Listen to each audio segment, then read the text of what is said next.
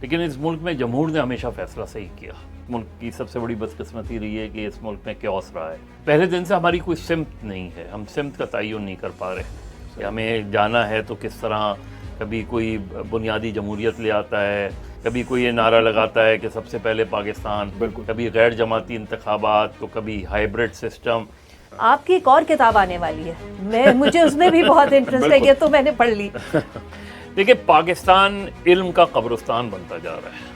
4-5 سال سے یہ تاثر مل رہا ہے اور یہ فیلنگ بہت اسٹرانگ ہو رہی ہے کہ پریس کلب میں اب وہ والی بات نہیں رہی. پھر میں نے بے نظیر سے صرف یہ کہا تھا کہ اگر میں پالیٹکس میں آ گیا تو پھر میں آپ سے ایسے سوال نہیں کر سکوں گا. ہر کوئی چاہتا ہے بلو پاسپورٹ. پاکستان میں 3 passport, red, blue and green. Green ہم سب کے لیے, آپ کے لیے, میرے لیے ہے. بلو پاسپورٹ سننے میں آیا سرکولیشن ہے جی 50,000. اچھا, بہت سے لوگ سمجھتے ہیں کہ بھئی تھوڑے بہت بلو پاسپورٹ ہونے چاہیے کہ چلو ادھر تک. میں اس کے خلاف ہوں. پبلک کو آپ نے دیا ہوا ہے گرین پاسپورٹ, خود آپ کو شرمندگی ہو رہی ہے کہ جی گرین پاسپورٹ نہیں ہو تو ہم فخر کریں اور باہر جا کے ذرا شو ماریں. پچھلے کچھ عرصے سے آپ جو لیجسلیشن دیکھیں, اگر کوئی منسٹرز ہیں, M N As, M P, انہوں نے ایسا کیا کام کیا ہے, ایسا کیا ڈسٹنگوشڈ کام ہے کہ ان کو یہ بلو پاسپورٹ دیا جائے. اچھا, تو ججز کو لاسٹ ڈرا سیلری پہ پینشن ملتی اور ہے, تاحیات. اور صرف یہی نہیں, ان کو اور بہت سی مراحت ملتی ہیں جو کہ کسی پینشنر کو نہیں ملتی. اب تو خیر میڈیا کا حال یہ ہے کہ قانون ہو نہ ہو, ایک ٹیلی فون کال کافی ہوتی ہے. خراب ترین گندم آئی ہے پاکستان کے اندر اور ڈالر باہر گیا اور اس کی ورتھ بھی نہیں ہے. 7 جولائی کی ابھی یہ خبر ہے کہ ملک میں 14 ارب روپے کی گندم کا پتہ نہیں ہے وہ کہاں ہے. وہ کہیں تو رکھی ہوگی, وہ لاپتہ ہے. کہ مولانا فضل الرحمان نے جو کہا, ایمان مزاری کو ایک ٹویٹ کے اوپر 20-25 سال کی انہوں نے جیل ہو گئی. انہوں نے اتنا سخت بیان دیا, ان پہ کچھ نہیں ہو رہا. السلام علیکم and welcome to the yes no show. میں آپ کا ہوسٹ دیوان طیب. ہمارے ساتھ of course as usual Munazza Siddiqui تو ہیں ہی ہیں, اینڈ ہمارے ساتھ ایک اسپیشل گیسٹ بھی ہیں, جناب مظہر عباس صاحب. ان کو کوئی تعارف کی ضرورت نہیں. انہوں نے ماشاءاللہ سے اپنا جرنلزم کا آغاز جو ہے as a junior reporter start کیا, پھر فیلڈ رپورٹر بنے, پھر جرنلزم میں آئے, اور اس کے بعد انویسٹیگیٹو جرنلزم, اب اینکر, اور اب اسپیشلی ایک تجزیہ نگار ہیں. مگر ہم نے ان کو بلایا ہے بیکاز انہوں نے ایک کتاب ابھی ریسنٹلی لکھی ہے, it's called journey through chaos. Journey through chaos کے بارے میں ہم آپ کے اس شو میں بات کرنا چاہیں گے ان سے. But over to you, Munazza, and tell me, because you're a colleague of his, you will give him a better and just, introduction. But before I come to you, let me tell our audience that he's the gold standard when it comes to journalism, when it comes to column writing. اس کی وجہ یہ ہے چونکہ ان کو پوری دنیا نے recognise کیا ان کی جرنلزم کی وجہ سے, اور پاکستان میں اگر کسی نے جرنلزم میں آنا ہے تو you have to take inspiration from him and take a page from his book. Munazza. جی بہت شکریہ طیب. مظہر کو میں بہت عرصے سے جانتی ہوں, کئی سال, میرے خیال اب تو 30 سال تو میں کہہ سکتی ہوں. میں خوش قسمت ہوں اس معاملے میں. اور میرا جو پہلا ایکسپوجر, پہلا تو میں نہیں کہوں گی, مگر جو صحیح ایکسپوجر ہوا رپورٹنگ کے حوالے سے وہ مظہر صاحب کو دیکھ کے ہوا. اور ڈان میں ہم لوگ ساتھ ہوتے تھے, تو میں اس وقت سے ان کی جو رپورٹنگ ہے اس کی بہت بڑی فین ہوں.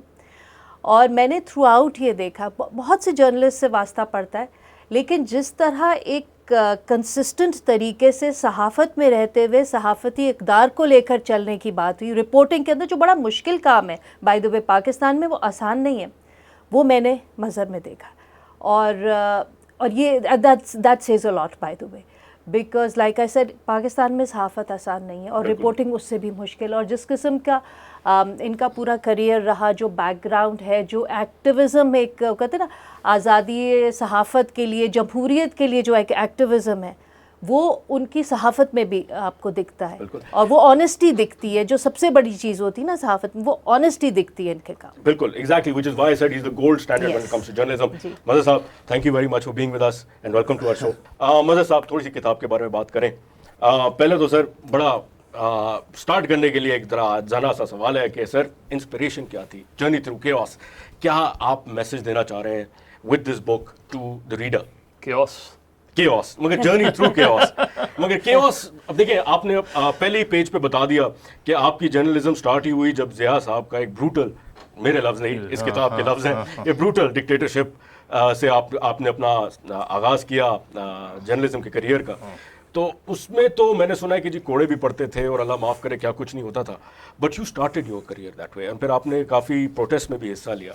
نہیں خیر یہ کہ اس کتاب کا بنیادی ٹائٹل جو ہے وہ خود اسپیک فار اٹ سیلف جی کہ اس ملک میں اس ملک کی سب سے بڑی بدقسمتی رہی ہے کہ اس ملک میں کیوس رہا ہے, اور وہ کیوس آج بھی ہمیں نظر آتا ہے ہر جس کو ہم نازک موڑ کہتے ہیں. ہاں ہر سطح پہ نظر آتا ہے. یہاں پتہ نہیں کہ ہم نے ہمارے جو بزرگوں نے ملک بنایا تو آج تک اب 80ویں جو ہے وہ سالگرہ آنے والی ہے اگلے مہینے, اور اب بھی ہمیں کبھی نظریہ پاکستان خطرے میں نظر آ جاتا ہے, کبھی جو آئیڈیالوجی پاکستان کو خطرہ لاحق ہو جاتا ہے, حالانکہ نہیں ہونا چاہیے.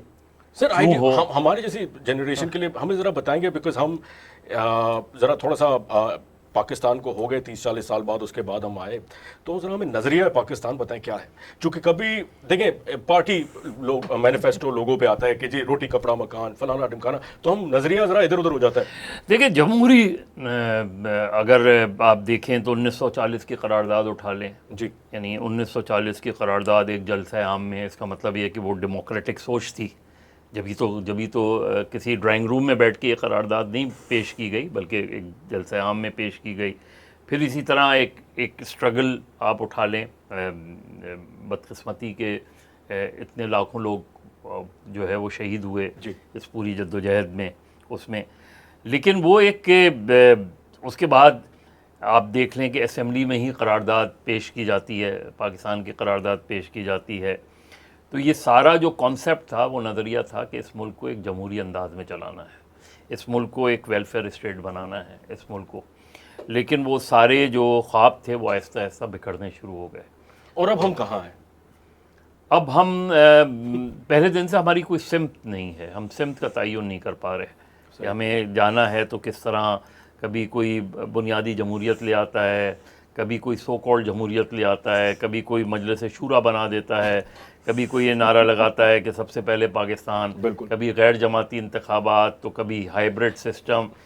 تو اس کا مطلب یہ کہ ہم کلیئر نہیں ہیں کہ ہم نے اس ملک کو کیسے لے کے چلنا ہے, اور یہی کیوس ہے. میں سمجھتی ہوں کہ اس میں ایک چیز میں ہمیں کلیئرٹی ہے, اور وہ یہ ہے کہ ہم نے کہ عوام نے جمہور جو ہے انہوں نے ملک نہیں چلانا, ان کی مرضی سے ملک نہیں چلے گا. اس بات پہ مجھے لگتا ہے کراس دا بورڈ ایک کنسنسس ہے. اور جمہور کے بارے میں بہت سے لوگوں کا بہت سے اس کا, لیکن اس ملک میں جمہور نے ہمیشہ فیصلہ صحیح کیا. یعنی انہوں نے 54 میں جو ہے جب الیکشنز ہوئے تو انہوں نے اس زمانے میں مسلم لیگ کے خلاف ووٹ دیا مشرقی پاکستان میں, اور جگتو فرنٹ کو جتا دیا جو لیفٹ کا لائنز تھا.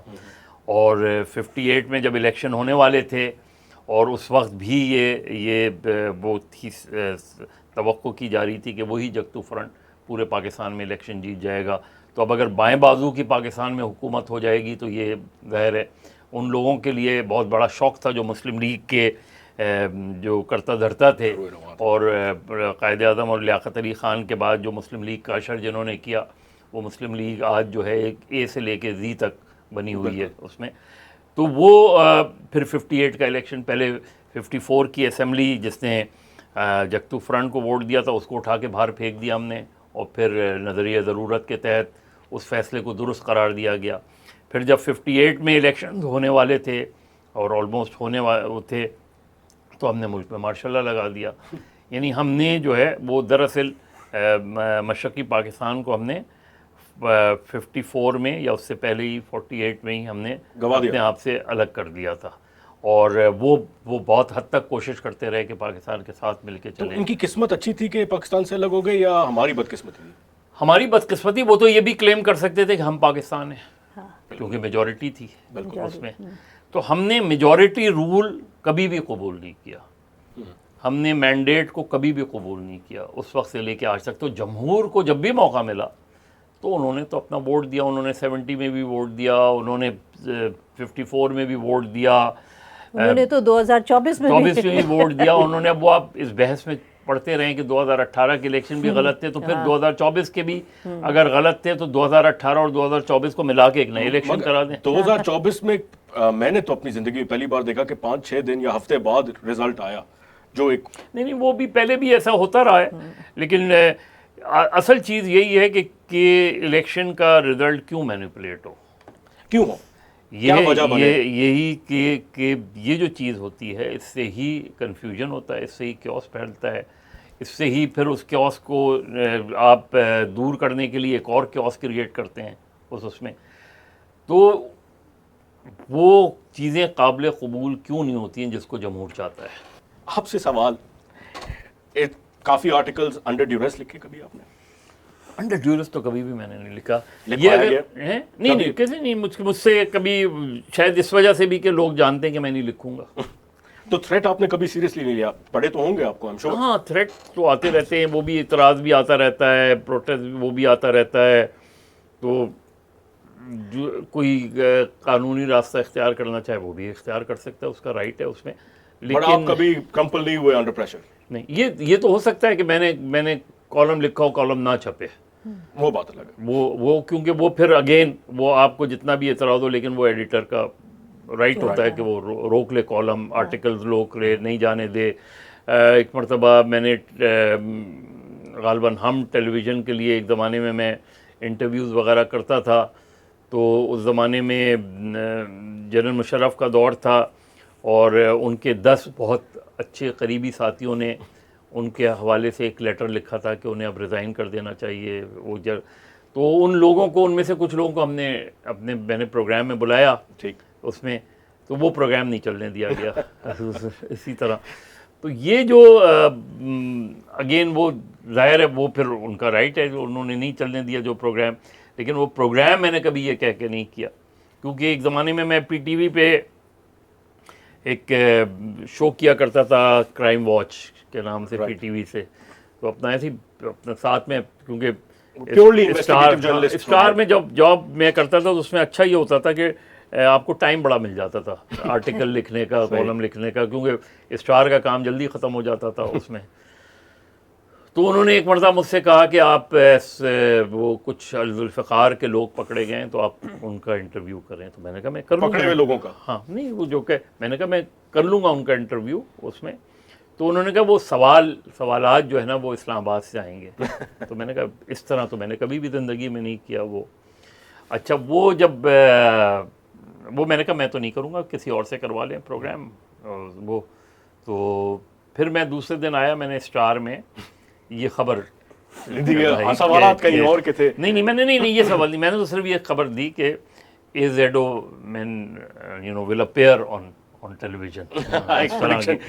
अच्छा, उस पर ये हुआ उस ज़माने में यहाँ इंटेलिजेंस एजेंसी के यहाँ ब्रिगेडियर अमान होते थे, जो माशाल्लाह बाद में पीपल्स पार्टी इस्लामाबाद सेक्रेटेरिएट के तर्जुमान भी बने। तो उन्होंने मुझे बुला लिया और उन्होंने कहा कि ये जो आपकी ख़बर है ये आपको किसने दी? तो मैंने कहा आप मुझसे क्यों पूछ रहे हैं, आपसे बेहतर कौन जानता है। तो मैं तो आपको नहीं बताऊंगा कि मुझे ख़बर किसने दी।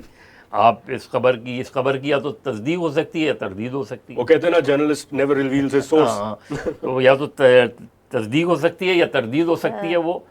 तो खैर वो उन्होंने बहुत ज़्यादा इसरार फिर नहीं किया इस चीज़ पर कि मैं उन्हें वो बताऊँ। ज़ाहिर है उन्हें अंदाज़ा हो गया था कि मैं नहीं बताऊँगा उन्हें सोर्स। तो last question then over to you Munazza. मैं सिर्फ ये पूछना चाह रहा हूँ कि इतना माशाल्लाह से ब्राइट शाइनिंग करियर रहा आपका, and you are a proud journalist through and through. आपको कभी किसी पॉलिटिकल पार्टी ने नहीं बोला आए जरा हमारे पास भी आ जाए? कितने आप लोगों के कोलीग्स वगैरह चले गए? बेनज़ीर भुट्टो ने कहा था। अच्छा, प्रेस क्लब में कहा था, प्रेस क्लब में जो आपको दावत दी थी क्या? हाँ, उन्होंने बाकायदा कहा था मुझसे। तो क्या वजह के आ जाते हैं आप पॉलिटिक्स में? हमें तो अच्छे लोगों की हमेशा ज़रूरत है। फिर जर्नलिज्म छोड़नी, फिर मैंने बेनज़ीर से सिर्फ ये कहा था कि अगर मैं पॉलिटिक्स में आ गया तो फिर मैं आपसे ऐसे सवाल नहीं कर सकूंगा। तो खैर है, तो आप पॉलिटिक्स करते हैं शायद मुल्क का कोई बेहतरी के लिए। पॉलिटिकल आउटलुक होनी चाहिए, पॉलिटिक्स नहीं करनी चाहिए। तो जो पॉलिटिक्स करते हैं उनका पॉलिटिकल आउटलुक। तो आपके ख्याल में जर्नलिस्ट जो है या तो पॉलिटिशियन हो सकता है या जर्नलिस्ट को कभी भी अपनी जर्नलिज्म को सीढ़ी नहीं बनाना चाहिए सियासत में आने का, जो कि हमारे बहुत से दोस्तों ने किया। Rightly said. जो तो और वो भी सियासत में नहीं आए। देखिए, सियासत में आना पर मुझे कोई इतराज़ नहीं है कि आप کسی میں اکثر مثال دیتا ہوں، جیسے مشاہد حسین سید تھے، ایڈیٹر تھے، بہت اچھے ایڈیٹر رہے ہیں مسلم کے. تو انہوں نے جب پولیٹکس میں جوائن کرنے کی سوچی تو پھر انہوں نے جرنلزم چھوڑ دی. اور پولیٹکس میں آنا اور حکومت میں آنا، ان دو چیزوں میں فرق ہے. بہت ہمارے یہاں بہت سے جرنلسٹ حکومتوں میں آئے، پولیٹکس میں نہیں آئے. پولیٹکس میں نہیں آئے، جیسے ہمارے فائنانس منسٹر آتے ہیں نہیں، حکومت میں آتے ہیں، بہت پولیٹکس میں بہت سے لوگ ہوتے ہیں، بہت سے لوگ ہیں اس میں، اور یہی افسوسناک پہلو ہے اس کا. اور پھر بھی یہ اپرچونسٹک بات ہوگی نا. پھر یہ کہ حکومت گئی تو وہ واپس جرنلسٹ اپنا انہوں نے جرنلسٹ کا وہ لبادہ اوڑھ لیا اور دوسرا کوٹ پہن لیا. اچھا، میں مظہر صاحب سے یہ بات پوچھنا چاہوں گی، یہ جو آپ کی کتاب ہے جرنی تھرو کیوس، اس کو تقریباً لگ بھگ سال ہو گیا ہے. آپ کی ایک اور کتاب آنے والی ہے، مجھے اس میں بھی بہت انٹرسٹ ہے، یہ تو میں نے پڑھ لی. وہ اس کے بارے میں بتائیے، وہ کیا ہے اور اس کیا. وہ بیسکلی میڈیا کے حوالے سے ہے، اس کا فوکس تو میڈیا ہی ہے، بلکہ میڈیا پر ہی ہے اس کا. اور وہ ایک تو اس میں ظاہر ہے جو جرنلسٹ کی اسٹرگل رہی ہے فریڈم آف دا پریس کے حوالے سے، پھر جو جرنلسٹ جو ہے وہ وکٹمز بنے ہیں، اور جو جرنلسٹ مارے گئے ان دا لائن آف ڈیوٹی. اس میں ظاہر ہے ساری مثالیں تو نہیں ہیں، ظاہر 100 مطلب تقریباً 150 کے قریب ہے، لیکن جو بہت ہی ہائی پروفائل کیسز تھے ان کو ہائی لائٹ کیا. اور جو امپیونٹی کا ایشو ہے کہ کیسز نہیں چلتے جرنلسٹوں کے، وہ ہیں، اس چیز کو ہائی لائٹ کیا. اور پھر یہ کہ مختلف ادوار میں جو جیسے Pakistan federal union of journalist کا کیا رول رہا ہے، لوگوں کو ظاہر ہے پی ایف یو جے میں اب تو فیکشنز ہیں، لیکن پی ایف یو جے کا بیسک تھیم کیا تھا اس میں. پھر یہ کہ کراچی پریس کلب کا جو رول رہا ہے تھرو آؤٹ 1958 سے آن ورڈ، کہ ایک ڈسنٹنگ وائس، اور صرف ڈسنٹنگ وائس میڈیا کے لیے نہیں، لیکن اگر کسی نے مطلب جس طرح شاعروں پر پابندی لگا دی تو اس کو پریس کلب نے پلیٹ فارم کیا، سیاستدانوں پہ پابندی لگا دی تو اس کو پریس کلب نے فیس کیا اس میں. تو وہ اس پورے اس کا تو وہ ہے کہ میڈیا کتنے ڈیفیکلٹ پیریڈ میں میڈیا نے کام کیا ہے اور آج بھی کر رہا ہے. اور آج کو دیکھتے ہوئے مظہر صاحب مجھے بتائیں، بیکاز آپ اگین I'm sorry میں تھوڑا سا 80s کی دہائی میں چلا جاتا ہوں، مگر اٹس پرٹننٹ بیکاز اس زمانے میں ڈکٹیٹرشپ تھی. اس کے لحاظ سے اور آج کے لحاظ سے جرنلزم کتنا آزاد ہے، کتنی بات کر سکتے ہیں، اور کیا ریسٹرکشنز ہیں؟ دیکھیں، جرنلزم ایکسپینڈ تو بہت ہوئی ہے، مطلب ظاہر ہے اس کی مختلف شیڈز ہمیں نظر آتے ہیں. بالکل. پرنٹ میڈیا کا اپنا ایک ماحول تھا، ایڈیٹر ہوتا تھا، رپورٹر خبریں لاتے تھے، خبریں لا کے پھر ظاہر ڈیسک پہ ہوتی تھی تو ایک فلٹرڈ ہو کے خبر آتی تھی. پھر ہم نے الیکٹرانک میڈیا کا دور دیکھا اس میں، اور اب ہم سوشل میڈیا کا وہ دیکھ رہے ہیں. تو ایکسپینڈ تو بہت ہوا ہے میڈیا، لیکن اس میں کہیں نہ کہیں ایسا لگتا ہے کہ سچ کہیں کھو گیا ہے، اور اب ایک کنفیوژن زیادہ آ گیا ہے. آپ ڈیجیٹل میڈیا پہ دیکھیں، اب بہت سی چیزیں چلتی ہیں، آپ اس پہ یقین کر لیتے ہیں، اس کے لاکھوں فالوورز ہو جاتے ہیں، at the end of the day پتہ چلتا ہے کہ وہ خبر صحیح نہیں تھی. تو جرنلسٹک انٹیگریٹی جس کو جو کہتے ہیں وہ اب نہیں رہی. نہیں، دونوں چیزیں ہیں. بہت سے ہمارے جرنلسٹ ہیں جو فل آف انٹیگریٹی کے ساتھ کام کرتے ہیں، مگر یہ جو آپ کہہ رہے ہیں کہ جو ایک خبر پہ بات کرتے ہیں اور وہ خبر کچھ بھی نہیں ہوتی، خدا پہاڑ نکلا چوہا والی بات ہے. اصل میں وہ ہے نا، کیونکہ گورنمنٹس کے لیول پہ اتنا زیادہ انفارمیشن پہ پابندی ہے نا کہ آپ جو، اور ہمیشہ گورنمنٹ کے لوگوں سے بھی میں یہ بات کہتا رہتا ہوں اور اب بھی کہوں گا کہ آپ جتنا انفارمیشن کو کل کریں گے اتنی ڈس انفارمیشن پھیلے گی. اب آپ چاہتے ہیں کہ یہ خبر نہ جائے، لیکن وہ خبر سوشل میڈیا پہ آ جاتی ہے، تو پھر آپ کا جو مقصد ہے وہ تو ختم ہو گیا. لیکن اس کے ساتھ صرف وہ مقصد ختم نہیں ہوا، اس کے ساتھ جو مین اسٹریم میڈیا اس کی کریڈیبلٹی بھی ختم ہو گئی، کیونکہ لوگ پھر اس طرف نہیں جاتے. تو مظہر صاحب، اب آپ جو ہے یو آر ناؤ، اب ایک تجزیہ نگار کی نظر سے ہم سب آپ کو دیکھتے ہیں. آپ نے جرنلزم میں کام کیا، ایک تجزیہ نگار کی دور اندیشی ہوتی ہے، ایک پریڈکشن کرتا ہے. What do you predict? Sir دیکھیں، ابھی ایک ہائبرڈ ماڈل پہ let's be very honest with ourselves. What do you think? آپ کو آگے یہ ماڈل نظر آتا ہوا کنٹینیو ہوتا ہوا دیکھا تھا؟ آپ کی کیا پریڈکشنز ہیں for future with your journey through chaos? Are we going to be living through chaos? Is there going to be دیکھیے ہمیں some طے stability? کرنا ہے کہ ہم ویلفیئر اسٹیٹ ہیں کہ سیکورٹی اسٹیٹ ہیں. یہ تو ہم 80 سال میں نہیں طے کر پائے. نہیں تو نہیں طے، اگر آپ نہیں طے کریں گے تو اسی کیوس میں رہیں گے آپ. اچھا مجھے تو لگتا ہے ہم نے طے کر لیا کہ ہم سیکورٹی اسٹیٹ ہیں. تو اب We are a یہ security اب state. مسئلہ یہ نا کہ ہائبرڈ سے آپ کیا کہنا چاہتے ہیں. چیز یہ ہے کہ اگر آپ جوڈیشری کا بہت ہمارے یہاں بدقسمتی سے بہت گندا رول رہا ہے پاکستان کی پوری سیاسی تاریخ میں اس میں، یعنی ایک آخری ہوپ ہوتی ہے جوڈیشری. تو اگر وہیں ہوپ ختم ہو جائے، جس سے ہوپ ہو، تو ظاہر ہے اس کے بعد تو ایک بے بسی ہوتی ہے. بڑی انفارچونیٹ سی بات ہے. ابھی اگر ہم ریسنٹ چیز کو بھی دیکھیں، ہمارے چیف جسٹس رہ چکے ہیں قاضی فائز عیسیٰ صاحب، ان کے اب جو ہیں سارے جتنے بھی انہوں نے ججمنٹس پاس کی تھی وہ ٹرن ہو رہے ہیں آہستہ آہستہ. دیکھیں پاکستان علم کا قبرستان بنتا جا رہا ہے. پاکستان میں جو کتابیں چھپ رہی ہیں وہ 400 چھپتی ہیں، 500 چھپتی ہیں. صحیح. اس کے مقابلے میں جو آپ اس ملک کا حال دیکھ لیں جو ملک پچھلے 40 سال سے کرائسس میں ہے، ایران. جی.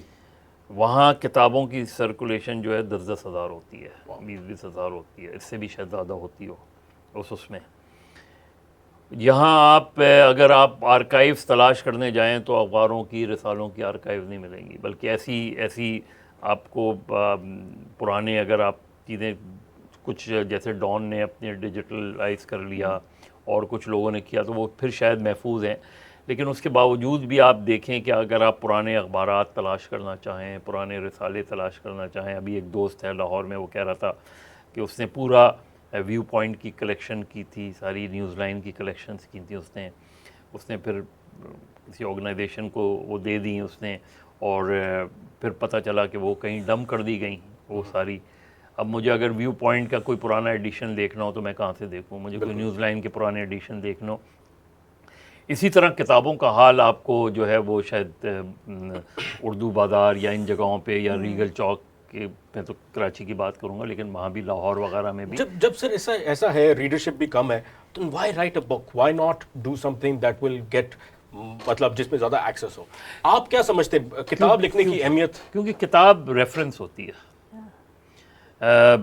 آپ دیکھیں کہ ابھی بھی ہمارے جتنے بھی لوگ پوڈ کاسٹ بھی کرتے ہیں، ویلاگز بھی کرتے ہیں، اس میں کہیں نہ کہیں وہ اخبارات کو کوٹ کرتے ہیں، وہ کہیں نہ کہیں کتابوں کو کوٹ کرتے ہیں، وہ کہیں نہ کہیں کہتے ہیں کہ اس نے یہ لکھا ہے. جی اس نے.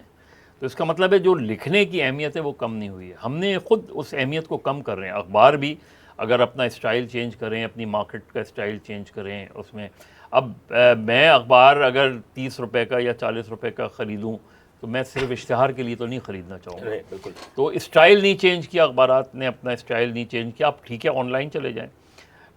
جو ہمارے یہاں جو نئی جنریشن ہے اس کو ظاہر ہے وہ موبائل سے بہت زیادہ ایڈکٹڈ ہے. ہم سبھی موبائل سے ایڈکٹڈ ہو گئے ہیں. لیکن ہم اگر دیکھیں تو موبائل نے ہمارے ذہنوں کو کیپچر کر لیا ہے. ہمارے آئی کانٹیکٹس ختم ہو گئے ہیں. صحیح بات. ہمارا کانٹیکٹ موبائل سے زیادہ ہوتا ہے، سامنے بیٹھنے والے سے کم ہوتا ہے اس میں. تو یہ اس چیز کو دیکھنا ہوگا کہ آپ جو ہے آپ کتنے وقت ایک موبائل کے ساتھ انگیج رہ سکتے ہیں. ہم تو سب اٹینشن ڈیفیسٹ ڈس آرڈر کے مریض بن چکے ہیں. اچھا میں ان سے ایک سوال پوچھنا چاہ رہی ہوں کہ جو پریس کلبز ہیں، پہلے نا پریس کلب ایک ریفیوج ہوا کرتا تھا، لیکن پتہ نہیں کیوں مجھے پچھلے کوئی 4-5 سال سے یہ تاثر مل رہا ہے اور یہ فیلنگ بہت اسٹرانگ ہو رہی ہے کہ پریس کلب میں اب وہ والی بات نہیں رہی، وہ سینکٹیٹی نہیں رہی پریس کلبس کی. آپ کیا یہ بات سمجھتے ہیں؟ بالکل صحیح ہے، اس میں بھی اور یونینز میں بھی. اور اس کی کیا وجہ ہے؟ دیکھیں ایک تو یہ کہ جو ہماری میڈیا ہاؤسز ہیں انہوں نے جو جرنلسٹ ہائرنگ کا کرائٹیرینز بنایا ہے اس میں میں تو خیر جب جرنلزم ڈپارٹمنٹ میں بھی یہ بات کیا کرتا تھا کہ آئی کیو ٹیسٹ ضرور ہونا چاہیے کہ اس کی ٹینڈنسی ہے بھی بےجرنلسٹ کی نہیں تھی. تو یہ ساری چیزیں ختم ہو گئی. ہمارے یہاں جو بیچارے جو رورل ایریاز میں کام کرتے ہیں، ٹرائبل ایریاز میں کام کرتے ہیں، بے یار و مددگار ہوتے ہیں، نہ ان کو پراپر سیلریز ملتی ہیں، اور وہ بہت ڈیفیکلٹ علاقوں سے رپورٹنگ کر رہے ہوتے ہیں اور اسی کے نتیجے میں وہ مارے بھی جاتے ہیں. ان کی کوئی لائف ان کی ایک خبر تو چل جاتی ہے لیکن اس کے علاوہ یہ کہ نہ ان کی لائف انشورنس ہے نہ سیفٹی انشورنس ہے. تو اوور آل ہم نے پھر یہ دیکھا کہ ایک ٹرینڈ یہ آیا کہ بہت سے لوگ یہ سمجھے کہ صحافت کرنا بہت آسان کام ہے, صحافی بننا بہت آسان کام ہے. آپ کسی بھی دفتر میں چلے جائیں, آپ ان سے کہیں تو وہ ایک زمانے میں تو ظاہر کم سے کم کانٹریکٹ ہوتا تھا, تو اب کانٹریکٹ بھی نہیں ہوتا, جائیں آپ خبریں تلاش کریں وہ کریں اور وہ نکل جاتا ہے. مگر یہ ماڈرن میڈیا جو چینلز جو ہمارے آئے ہیں, ماڈرن تو میں نہیں کہوں گا, بٹ انہوں نے یہ سارا, مجھے یاد ہے ایک پرائیویٹ چینل نے بولا آپ بھی صحافی بن سکتے ہیں, آپ جائیں اپنے کیمرہ سے کوئی خبر ہو ہمیں دے دیجئے اور آپ بن جائیں. صرف یہی نہیں ہوتا. ہمارے یہاں ایک زمانے میں ایک انگریزی اخبار تھا دی نیشن, اب بھی ہے.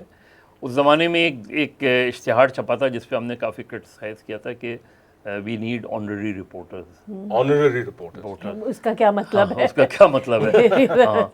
پھر اسی طرح ایک اردو کا اخبار تھا, اس نے اشتہار دیا, غالباً خبریں یا کیا تھا, اس نے اشتہار دیا کہ ہم بیوروز اگر بنائیں گے تو آپ اتنے ہزار کا ڈرافٹ جو ہے 5,000 کا شاید اس وقت اس طرح کا کچھ وہ تھا, وہ آپ بھیجیں اس طرح کی. تو یہ کبھی جرنلسٹک ٹرینڈز نہیں رہے اس طرح کے نا. اور اوور آل پھر ہم صحافیوں میں خود بھی ایک جو ٹرینڈ یہی آیا, اس کے اندر مجھے یاد ہے کہ ہم تو پولیٹیکل رپورٹنگ تو بہت بعد میں ملتی تھی. پولیٹیکل رپورٹنگ تو بہت بعد کی چیز ہے, لیکن اس سے پہلے آپ کو مختلف بیٹس پہ بھیجا جاتا تھا. اب ایک ٹرینڈ, اور اس میں آپ کی کوئی بیٹ ایک وقت میں نہیں رہتی تھی. آپ اگر 3 مہینے آپ نے ایجوکیشن کیا تو پھر آپ کو 3 مہینے کورٹ رپورٹنگ کرنی ہے.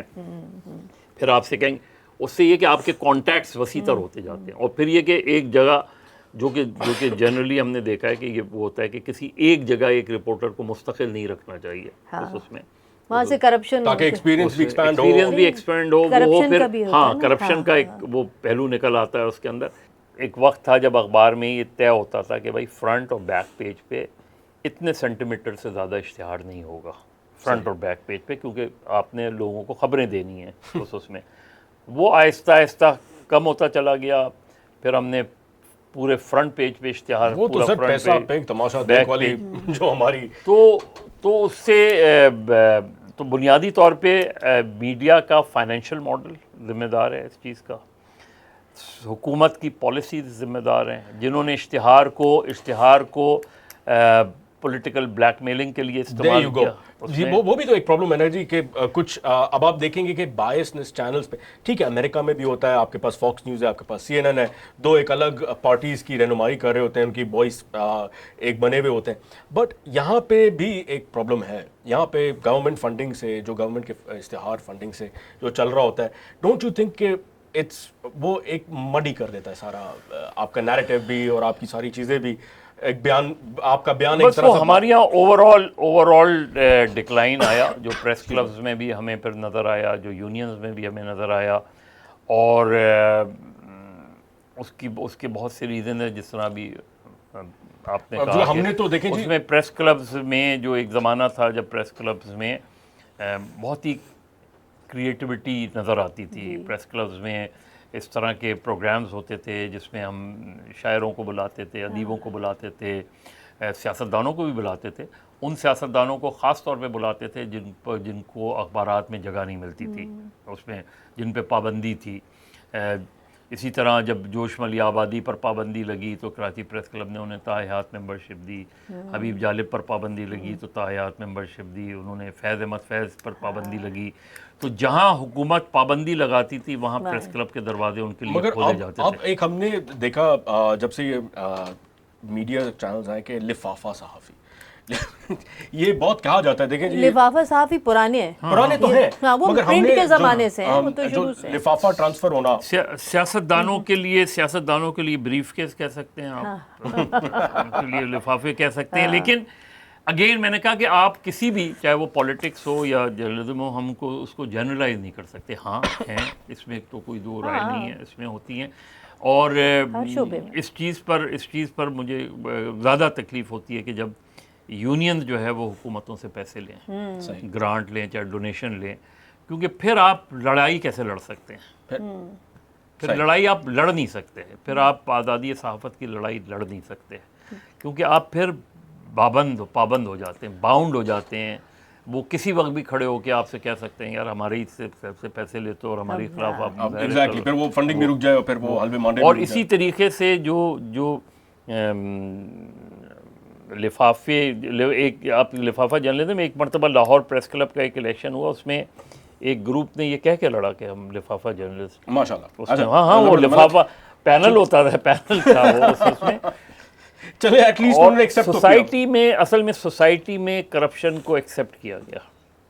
یہ تو سوسائٹی میں ہم نے جس کے پاس بڑی گاڑی آ گئی، ہم نے یہ سوال نہیں کیا کہ اس کے پاس یہ بڑی گاڑی کیسے آئے، احساسے کہاں سے آئے. ہمارے جو جتنے بڑے بڑے کلبز ہیں نا، اس میں اب میں نے کہا کہ ہم ان پہ ہمیں نظر آتا ہے کہ اس میں یہ لوگ کیا کر رہے ہیں، اور یہ اتنے مگر دیکھیں اس میں تھوڑا سا I'm so sorry، یہ جرنلسٹ پرانے جو ویٹرن ہیں ان کا بھی ذرا تھوڑا سا اس میں رول ہوتا ہے. دیکھیں اگر وہ پوچھتے یہ کہاں سے آئے جھمکے، کس نے دلائے یہ جھمکے، یہ سوال اگر کرتے ہیں. نہیں، یہ بڑا گریجول ہوا ہے نا، یہ ایسا نہیں ہوا کہ سوال نہیں کیا گیا. اور صرف پھر سوال میں کیوں کروں، آپ کیوں نہیں کریں.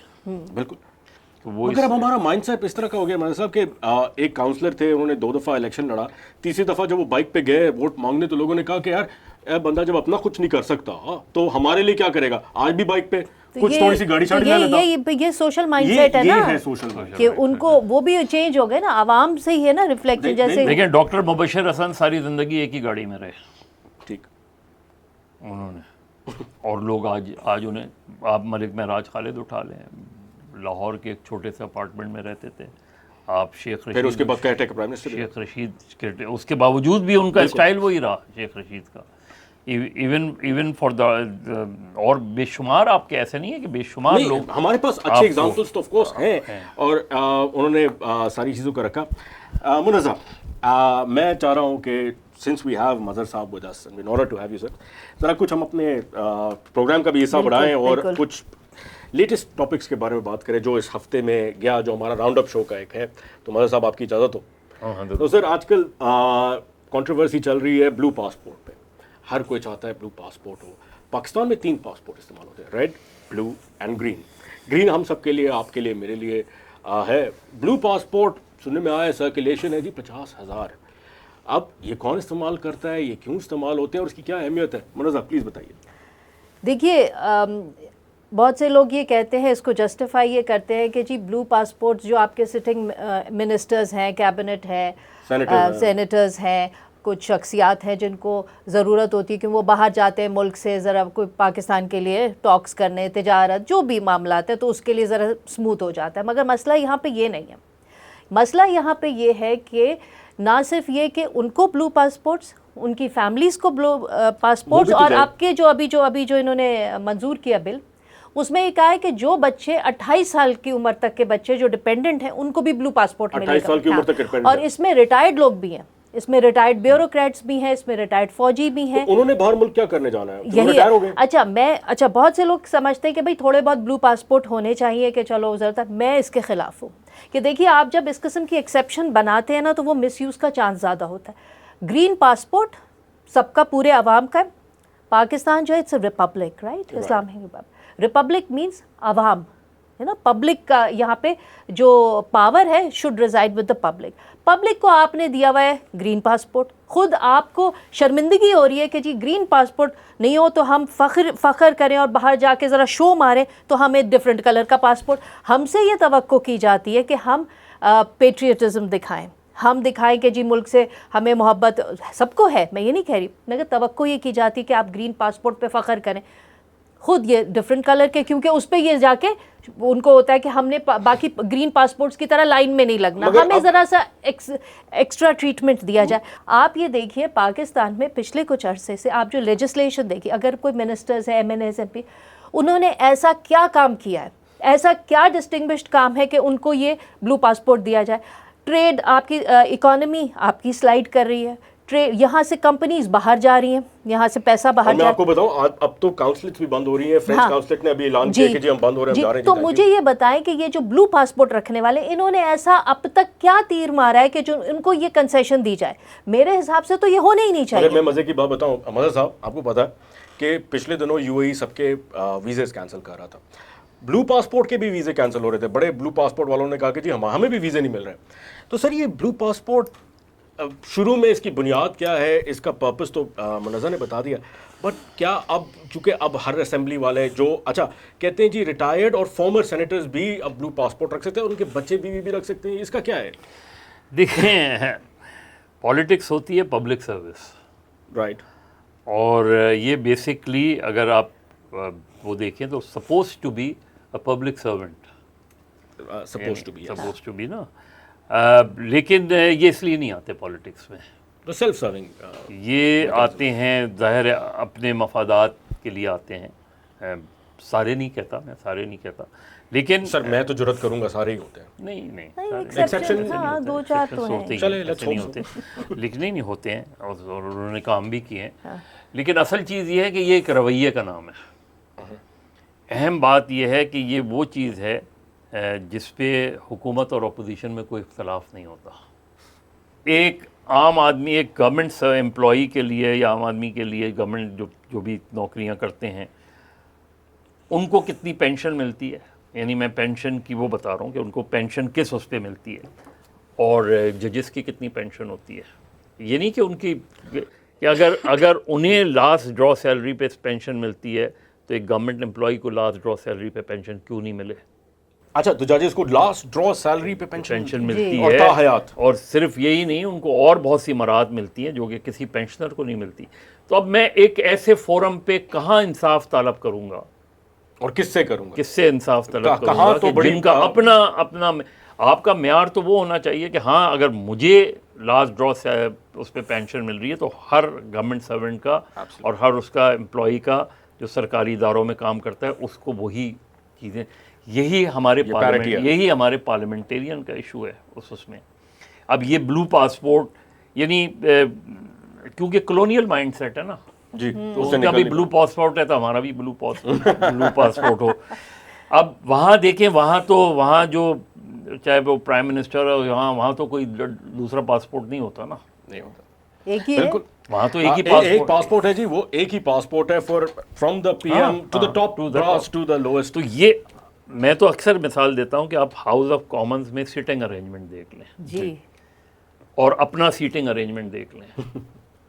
یہاں جو صوفے لگے ہوئے ہوتے ہیں وہ نگیٹ کرتا ہے کہ یہ پارلیمنٹیرین جو ہیں یہ صرف اپنی اس کے لیے اپنے مراد کے لیے آتے ہیں, یہ کوئی لوگوں کو سرو کرنے نہیں آتے, کیونکہ ان کا سٹنگ وہاں یوں بیٹھے ہوتے ہیں. بالکل ہاؤس آف کامنز میں بالکل ایک, اس لیے کہ انہوں نے کام کرنا ہوتا ہے, انہوں نے لیجسلیشنز پاس کرنی, یہاں آرام دہ ساری چیزیں ہیں. کوئی سو رہا ہوتا ہے, کوئی لیٹا ہوا ہے, کوئی ٹیڑھا ہے. تو ہم پچھلے پروگرامز میں بڑی منظم بات کر چکے ہیں کہ بہت سارے جو ہے لاز ایسے ہی پاس ہو جاتے ہیں, ان کو پتہ ہی نہیں ہوتا. ایک آج جو گزر جاتا ہے پھر وہ ہماری نیوز کی زینت بنتا ہے, بعد میں ہوتا ہے. پیکا لا جب 2016 میں پاس ہوا ایسے ہی ہو گیا, تو پڑھا ہی نہیں تھا, کسی نے نہیں پڑھا نہیں تھا, بس ہو گیا پاس. اور بے شمار تبھی تو میں وہی پچھلے پروگرام میں بھی بات ہوئی, جو ٹیلی کمیونیکیشن بل تھا, شکر خدا کا کہ وہ ایک خاتون کے نظر سے گزر گیا. اسی طرح سے گنڈا بل بھی کسی کی نظر سے ہی گزرا تو تب ہمارے سامنے آیا. وہی میں کہہ رہا ہوں نا کہ ہمارے یہاں ایک مجموعی رویہ ہے, ہمیں شودے ہوتے جا رہے ہیں. مطلب پارٹی نے کہہ دیا. اب دیکھیں نا, اب یہ جو اپنا جو پنجاب اسمبلی میں جو بل آیا تھا اینٹی سوشل گنڈا بل, اسپیکر کو نہیں پتا تھا. اسی طرح جب 2017 میں وہ غالباً مریم اورنگزیب صاحبہ انفارمیشن منسٹر تھیں, تو ان کو رات کو میں نے ایک دن فون کیا, میں نے کہا آپ کو پتہ ہے کہ ایک بہت ہی اینٹی میڈیا جو بل کل پیش ہونے والا ہے آپ لوگوں نے. اس نے کہا مجھے تو نہیں پتا, ان کو خبر ہی نہیں. ہاں, میں نے کہا آپ چیک کریں. انہوں نے چیک کیا, انہیں واقعی پتہ چلا. But all credit to her کہ شی ٹک No sir, credit to you that you actually gave it to नहीं us. हाँ, No, लेकिन उन्होंने उस इंफॉर्मेशन ऑफिसर को, अब उन्हें कहाँ से मिला था ये एक अलग सवाल है। आपको कहाँ से मिला, सवाल तो ये है। नहीं हमें नहीं तो लेकिन अहम सवाल ये है कि वो बगैर हुकूमती अरकान को पता कराए एक बिल आ रहा है, तैयार होके आ रहा है, हाँ वो पेश ऐसे ही सिंध असेंबली में भी पेश किया जाने वाला था, उसे हमें पता चला तो हमने खैर इंफॉर्मेशन मिनिस्टर वगैरह से करके रुकवा दिया। अब उसकी अभी भी मगर उस बिल प्रोसेस जरा थोड़ा सा उस बिल के बारे में बताएं, क्या था वो? था वो न्यूज़पेपर बुक्स एंड रजिस्ट्रेशन जो ऑर्डिनेंस है, पुराना एक्ट है पुराना, उसको उसमें चेंज करके और सख्त उसको किया जा रहा था, जो which reminds us of press and publication ordinance 1963, वही सब उसी तरह से वो फिर रिप्लेस हुआ था। तो फिर ये newspaper books and registration act के तौर पे सामने आया था बाद में लेट 80s में। उसमें इसमें भी मज़ीद और सख्ती की जा रही थी, लेकिन अब तो खैर मीडिया का हाल ये है कि कानून हो ना हो, एक टेलीफोन कॉल काफ़ी होती है, काफ़ी होती है, राइट, जिस पे वो आजकल कहते हैं ना जी सॉफ्टवेयर अपडेट हो गया। हम बात करेंगे जी, हमारे मुल्क में हर साल एक क्राइसिस आ जाता है खाने पीने का, कभी शुगर क्राइसिस, कभी कुछ, आजकल है जी वीट क्राइसिस। एक हम करते नहीं हैं अपनी पैरिटी में, हम लोग बेसिकली हमारे जो गवर्नमेंट में लोग हैं वो कभी ज़्यादा चीज़ आ जाती है तो उसको रख लेते हैं, कभी अकाउंट फॉर ही नहीं करते ना। अब ये जो वीट क्राइसिस आपका जो गंदम का मसला आया हुआ है, ये एक हद तक तजावुज़ कर रहा है और आई थिंक इसका इम्पैक्ट जो है हमें फिर होगा, फिर हमें इंपोर्ट करना पड़ेगा। वैसे ही हमारे पास फॉरेन एक्सचेंज में कोई पैसे नहीं है। तैयब ये जो इस किस्म के जो ये वीट स्कैंडल होता है, फिर तो शुगर का, ये सारे देखिए ये जो है ना, मैं ये समझती हूँ ज़ाती तौर पे, एक तो चले आप ये कह दें कि जो हमारे हुकूमती एहलकार हैं, सियासतदान हैं, जो भी हुकूमत है, उनकी लॉन्ग टर्म विजन नहीं है, पॉलिसी नहीं है और कोई कंसिस्टेंट पॉलिसी नहीं है। एक वक्त वो ये कहते हैं कि जी हम सपोर्ट प्राइस नहीं दे रहे, हम इसको प्राइवेट सेक्टर पे छोड़ देंगे, फिर कहते हैं हम ले रहे हैं, हाँ छोड़ा। ये सारा मामला तो अपनी जगह, लेकिन देखिए ये जो वीट क्राइसिस के अंदर, शुगर के अंदर भी ये तरीका होता है पाकिस्तान से डॉलर बाहर भेजने का। ये डॉलर की स्मगलिंग हो गई या तो होता ये कि आप जैसे गंदम हो गया, उसकी एक मसनूई किल्लत पैदा कर, शॉर्टेज पैदा की जाती है, स्टोर कर लिया अपने गोदाम में और हुकूमत से कहा भाई शॉर्टेज हो गई, अब इंपोर्ट, हुकूमत कहती है अच्छा इंपोर्ट करें।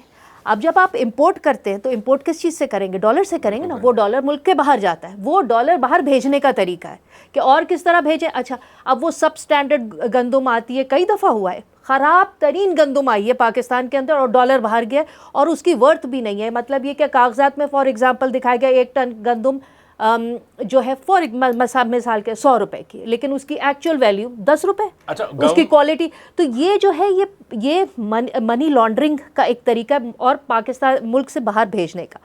अच्छा, दूसरा एक तो ये, अब उसके नतीजे में हुआ क्या, किसान तो सफ़र करता है, मगर जो आपके ये फ्लोर मिल वाले हैं वो एक नया माफिया बन के उठ गए। इस काम में फ्लोर मिल वाले भी हैं। ये जो रिसेंट हमने पिछले 4-5 साल में देखा है कि फ्लोर मिल मालिकान, सब मैं नहीं कह रही, मगर जो बड़े बड़े वो एक अलग माफिया बन गए, वो स्टोर कर लेते हैं गंदम। वो तो खुद बेचारे कहते हैं हम तो कोटा सिस्टम पे नहीं वो तो थोड़े कुछ है ना जो, लेकिन जो बड़े वाले जिनके पास और गोडाउन्स हैं, जिनके पास गोदाम है बड़े बड़े, वो स्टोर कर लेते, वो एक नया माफिया बन के आ रहे हैं। आप ये सोचिए ये तो नहीं है, ये तो नहीं, मैं तो सुनता सारी जिंदगी नहीं बड़े गोडाउन वाले जो प्रॉपर कहते हैं ना आटा मिल, हाँ होल्डिंग पावर है वो। 7 जुलाई की अभी ये खबर है कि मुल्क में 14 अरब रुपए की गंदम का पता नहीं है वो कहाँ है। यानी कहाँ है, मतलब 14 अरब रुपए की गंदम कोई छोटी मोटी चीज़ नहीं, टॉफ़ी नहीं है, वो कहीं तो रखी होगी, वो लापता है। अगर हम बहैसियत कौम चीनी की कंजम्पशन कम कर दें, कह दें कि आज से चीनी का बायकॉट है, हम घर में लेकर ही नहीं आएंगे, तो फिर क्या खाएं? तो क्योंकि देखिए ये बहुत सारी ये जो वीट क्राइसिस वगैरह जो हुआ है ना, یہ اس لیے بھی ہوا ہے کہ ہم لوگوں نے جس زمین کے اوپر گندم اگتی تھی، کپاس اگتی تھی، وہاں پہ پروفٹ کے لیے وہ سب شوگر کین اگانی شروع کر دی چینی کے لیے، ٹھیک ہے نا. وہ زمینیں بنجر ہوئی کیونکہ چینی جب شوگر کین اگتی ہے نا تو اس کی سوائل ڈیٹیوریٹ کرتی ہے، پانی لگتا ہے. کھائیں نہ کھائیں وہ بولیں گے جی ہم ایکسپورٹ کرنے کا دیں، ہمیں اجازت بھائی دی جائے. دیکھیں لیکن بہت فرق پڑے گا. الیکشن کمیشن میں کبھی وہ لسٹ نکالیں اور اس میں ظاہر ہے جب آپ الیکشن لڑتے ہیں تو آپ بتاتے ہیں کہ آپ کا کاروبار کیا ہے. اثاثہ جات بھی دکھاتے ہیں. ہاں اثاثے تو خیر جو ہے اوپر نیچے ہو جاتے ہیں، لیکن آپ جاب کیا کرتے ہیں صحیح. تو آپ کو اندازہ ہو جائے گا کہ ایکچولی اس کی ذریعہ آمدنی کیا ہے، اس کا وہ کیا ہے، اس کی تعلیم کہاں تک ہے. یہ ساری چیزیں آپ کو اس میں پتہ چل جاتی ہیں. مگر اب یہ سوال نہیں پوچھتے. پہلے ہوتا تھا، پہلے پتہ چل جاتا تھا تعلیم کتنی ہے، ذریعہ آمدن کیا ہے. اچھا تعلیم کا یہ بھی ہے کہ پاکستان میں بدقسمتی سے جو بہت پڑھے لکھے لوگ ہیں وہ بہت زیادہ کرپٹ ہیں. اچھا ماشاءاللہ، یہ آپ نے مجھے بریکنگ نیوز دی ہے. نہیں آپ دیکھ لینا پڑھے ہوئے ہیں، آپ کو کہیں گے میں ہارورڈ کا پڑھا ہوا ہوں، میں آکسفورڈ کا پڑھا ہوا ہوں، میں کیمبرج کا پڑھا ہوا ہوں، لیکن کر کیا رہے ہیں آپ؟ کیونکہ آپ ساری زندگی ادھر کے پڑھے ہوئے ہیں تو آپ کو پاکستان کی گراؤنڈ ریئلٹیز کا نہیں پتہ. پاکستان میں آپ ڈسکنیکٹڈ ہیں اس میں. مگر that still does not give you the license to do corruption. نہیں تو وہ تو پھر انہوں نے انداز سیاست ہی ہمارے یہاں یہ بن گیا نا. اور پھر وہی کہ جب آپ کے یہاں جو ہے لایا ہی ایسے لوگوں کو جن کا کوئی سیاست سے تعلق نہیں، آ جائے. نہیں الیکٹیبلز بھی نہیں ہیں، یہ الیکٹیبلز بھی تو نہیں ہے. رائٹ. مرزا صاحب آج کل مرزا یہ ہے کہ ہمارے پولیٹکس میں ایک شخصیت ہے مولانا فضل الرحمان صاحب. فضل الرحمان صاحب جو ہے ہر پارٹی، ہر اقتدار میں حصہ رہے، ہر کولیشن گورنمنٹ کا حصہ رہے. یہ عمران خان صاحب کی حکومت میں میرے خیال سے وہ نہیں تھے، اور اب بھی ان کو ڈسکلوڈ کر دیا گیا. میرے خیال سے اب وہ اتنا ڈسکلوڈ ہو گئے ہیں کہ انہوں نے ایک عجیب سی سٹیٹمنٹ دی، ایک بغاوت جیسی سٹیٹمنٹ دی، اور جس پہ دوسرے سیاستدان کہتے ہیں کہ جی آپ معذرت کریں مگر مولانا صاحب جو ہیں وہ ٹس سے مس نہیں ہو رہے. یہ ایک دم سے اندر ان کا جو سوتا ہوا باغی تھا یا یہ کوئی نیا باغی نکلا ہے؟ مولانا صاحب کو کیا؟ نہیں مولانا صاحب باغی نہیں ہیں. مولانا صاحب کی پالیٹکس بہت ہی کیلکولیٹڈ ہوتی ہے. ان کی پالیٹکس صحیح ہو غلط ہو، کیلکولیٹڈ، اچھی ہو بری ہو، تو یہ بھی پرپس سے کریں. میرے خیال میں ہو سکتا ہے میں غلط ہوں، میرے خیال میں اس میں وہ بہت حد تک آگے چلے گئے ہیں. جو انہوں نے بیان دیا اس میں کافی حد تک آگے چلے گئے ہیں. لیکن تھوڑا سا معذرت، میں آپ کو قطع کلامی کی معذرت، مگر کچھ لوگ یہ بھی کہہ رہے ہیں کہ یہ بیان دلوایا گیا ہے ان سے. کیا یہ سچ ہے؟ اس میں کوئی حقیقت کچھ تھوڑی سی پنچ آف سالٹ؟ نہیں، کیوں دلوایا گیا اور کون دلوائے گا؟ صحیح. تو یہ ان کی اپنی بولی ہے، اپنی بولی ہے، کوئی بارگیننگ چپ ہے. میں کچھ نہیں کہہ سکتا. مولانا فضل الرحمان ایک مگر بڑے سخت بیانات دیے، بہت ہی سیزنڈ پولیٹیشین ہے ہماری اس میں. But does that warrant him to say stuff like this? نہیں میں تو اس کو وہ بات ہی نہیں کر رہا. جی میں تو صرف یہ بات کر رہا ہوں کہ مولانا فضل الرحمان کی سیاست بہت کیلکولیٹڈ ہوتی ہے.